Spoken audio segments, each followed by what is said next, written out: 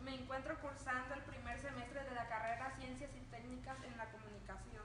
Este video lo hago con el fin de mostrarle algunos temas que he visto en la materia de habilidades del pensamiento crítico y creativo. Como principal tema puedo mencionarles sobre los hemisferios del cerebro, los cuales son dos, el hemisferio derecho y el hemisferio izquierdo. El hemisferio izquierdo manipula las partes del cuerpo derechas y el derecho manipula las partes del cuerpo izquierdas. Los dos están unidos por un cuerpo calloso. A continuación les mostraré una cápsula sobre el tema.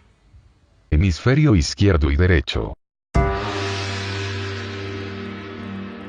Antes de que podamos entender cómo funciona nuestro cerebro, necesitamos saber sus características generales. El cerebro de un humano se divide en dos hemisferios principales, es decir, el derecho y el hemisferio izquierdo. Estos dos hemisferios son de naturaleza muy diferente, cada uno de ellos posee características únicas en términos de procesamiento de información y son responsables de diferentes funciones. El hemisferio izquierdo de nuestro cerebro funciona como un ordenador, ya que procesa la información en forma de serie, lo que significa que cada bit de información se procesa paso a paso, uno a la vez, y en forma muy detallada. En cuanto a la función, el hemisferio izquierdo de nuestro cerebro es responsable del pensamiento lógico y cálculo numérico. Es por eso que una persona que domina con gran habilidad el lado izquierdo, es muy bueno para llevar el pensamiento lógico y el cálculo numérico. Por otro lado, el hemisferio derecho procesa la información de manera integral. El hemisferio derecho de nuestro cerebro es muy hábil en la lectura de la mente y la emoción. Es por eso que una persona con el hemisferio derecho desarrollado tenga un alto grado de sensibilidad. Los artistas lo desarrollan de manera más probable. En cuanto a la función, el hemisferio derecho de nuestro cerebro es responsable de la creación de nuevas ideas. Así es como los científicos hacen una invención o como un compositor de música hace una nueva composición. Muchos se preguntan si el hemisferio izquierdo de nuestro cerebro es más importante que el derecho. En lo que se refiere a equilibrio, ni el izquierdo ni el derecho es más superior sobre el otro. Ambos hemisferios son complementarios entre sí. Ser una persona muy detallada o calculador es bueno, pero ser imaginativos a la vez es bastante importante. Sin imaginación, una persona netamente de cerebro izquierdo se enfrentará a dificultades en la creación de nuevas ideas, o hacer una composición creativa. Por otro lado, una persona muy imaginativa se enfrentará a dificultades para hacer grandes invenciones, como ideas sin que sean detalladas. En conclusión, debe haber armonía entre ambos hemisferios. Hemos llegado al final. Después de esto es importante mencionarles los tipos de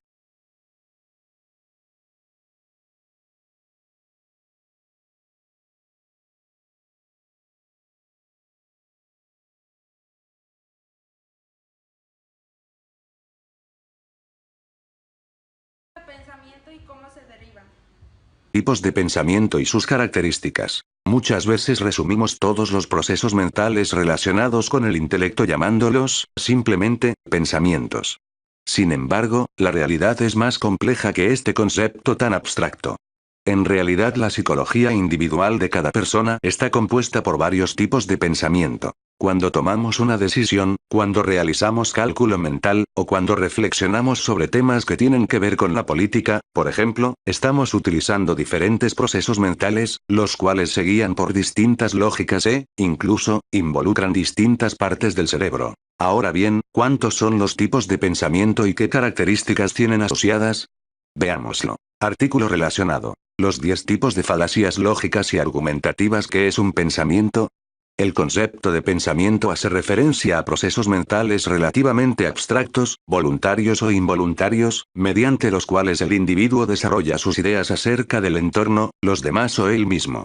Es decir, los pensamientos son ideas, recuerdos y creencias en movimiento, relacionándose entre sí. Ahora bien, los pensamientos no existen como actividades intelectuales puras, ya que siempre van de la mano de otros procesos mentales que tienen que ver con las emociones y que están generados y regulados por una parte del cerebro llamada sistema límbico. Esto último significa que los pensamientos siempre están teñidos por la emocionalidad, no son ajenos a los sentimientos y las emociones. Los principales tipos de pensamientos. Con lo que hemos visto hasta ahora ya queda claro que los pensamientos son altamente complejos y, en muchos casos, tan abstractos que encasillarlos en categorías herméticas supone caer en el reduccionismo. Sin embargo, conocer una clasificación orientativa de los tipos de pensamiento ha resultado muy útil para comprender mejor la mente humana. Teniendo en cuenta esto, y que muchas de las categorías que veremos a continuación se solapan entre ellas en ciertos aspectos, veamos cuáles son los principales tipos de pensamiento propuestos y qué características presentan. 1. Pensamiento deductivo. El pensamiento deductivo parte de afirmaciones basadas en ideas abstractas y universales para aplicarlas a casos particulares. Por ejemplo, si partimos de la idea de que un francés es alguien que vive en Francia y Francia está en Europa, concluiremos que René Descartes, que vivía en Francia, era europeo. 2. Pensamiento inductivo. Este tipo de pensamiento no parte de afirmaciones generales, sino que se basa en casos particulares y, a partir de ellos, genera ideas generales. Por ejemplo, si observamos que las palomas tienen plumas, los avestruces tienen plumas y las garzas también tienen plumas, podemos concluir que estos tres animales forman parte de una categoría abstracta llamada saurópsidos. 3. Pensamiento analítico. El pensamiento analítico crea piezas de información a partir de una unidad informacional amplia y llega a conclusiones viendo el modo en el que interactúan entre sí estos fragmentos. 4. Pensamiento lateral o creativo. En el pensamiento creativo se juega a crear soluciones originales y únicas ante problemas, mediante el cuestionamiento de las normas que en un principio parecen ser evidentes. Por ejemplo, una silla de columpio parece predestinada a ser utilizada en un tipo de juguete muy particular, pero es posible transgredir esta idea utilizándola como soporte para una maceta que cuelga de un porche. Este es uno de los tipos de pensamiento más utilizados en arte y artesanía. 5. Pensamiento suave. Este tipo de pensamiento se caracteriza por utilizar conceptos con unos límites muy difusos y poco claros, a menudo metafóricos, y la tendencia a no evitar las contradicciones. Actualmente es muy característico de corrientes de pensamiento vinculadas a la filosofía posmoderna o al psicoanálisis. Por ejemplo, puedes ver un ejemplo de este estilo en la descripción de los conceptos utilizados por Sigmund Freud en la teoría del desarrollo psicosexual. 6. Pensamiento duro. El pensamiento duro utiliza conceptos lo más definidos posibles, y trata de evitar las contradicciones.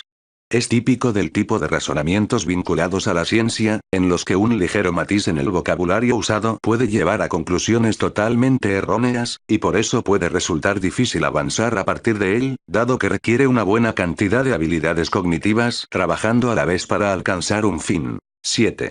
Pensamiento divergente. En el pensamiento divergente se establece una división entre dos o más aspectos de una idea, y se explora las posibilidades de mantener esta partición. Por ejemplo, si alguien utiliza una misma palabra haciendo que cada vez tenga un significado distinto, detectar este error es un caso de pensamiento divergente en el que se detecta los distintos significados.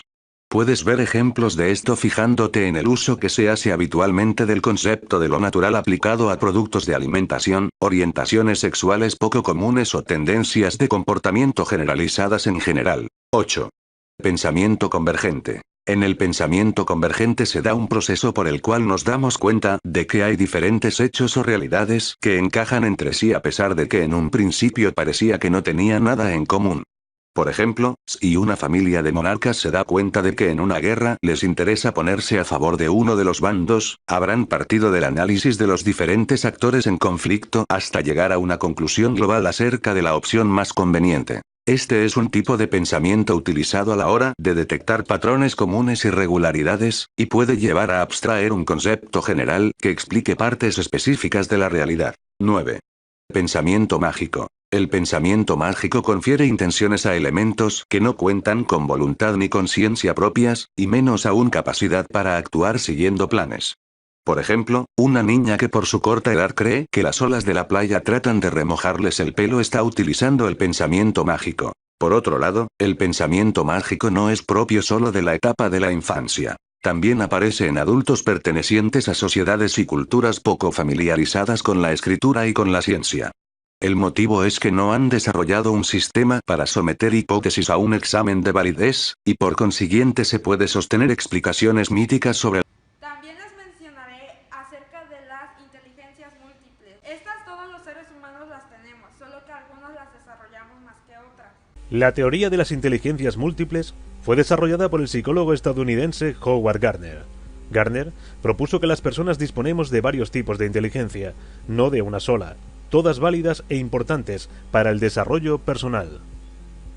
Según él, las capacidades cognitivas humanas son 8.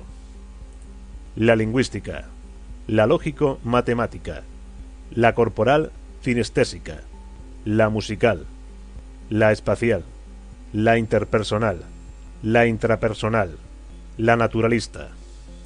Estas inteligencias se delimitaron a partir del estudio de unas habilidades o destrezas cognitivas variadas, identificadas en poblaciones de distintos tipos. También es importante mencionar la bitácora de Cole, que se deriva de 3 preguntas: ¿qué pasó?, ¿qué sentí? y ¿qué aprendí? Es decir, cuando tenemos un problema de la vida cotidiana, ¿cómo pasa ese problema? ¿Cómo nos preguntamos? ¿Qué preguntas nos hacemos para poder solucionar ese problema? ¿Y cómo me sentí por lo que pasó?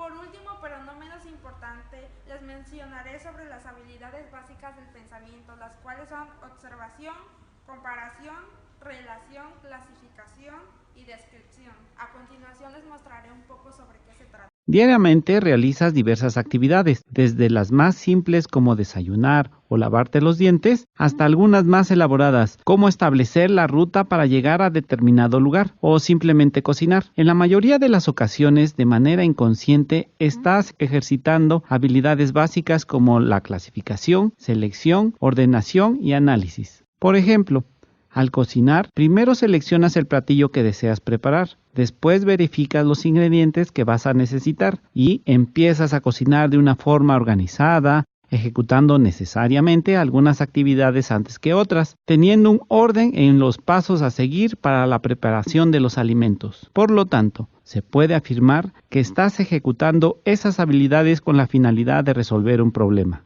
Analicemos otro ejemplo. Te cambiaste de casa y no conoces las rutas de transporte para llegar al trabajo. La necesidad te obligará a observar, investigar y analizar las rutas disponibles cerca de tu colonia. Por lo tanto, en este segundo ejemplo, el ejercicio de habilidades como la observación y el análisis te facilitan conocer el entorno que te rodea. Al conjunto de las habilidades ejecutadas en ambos ejemplos se le conoce como habilidades básicas. Bueno, esto es un poco de lo que les pude mostrar sobre algunos temas importantes que he visto en esta materia. Espero les haya sido interesante y muchas gracias.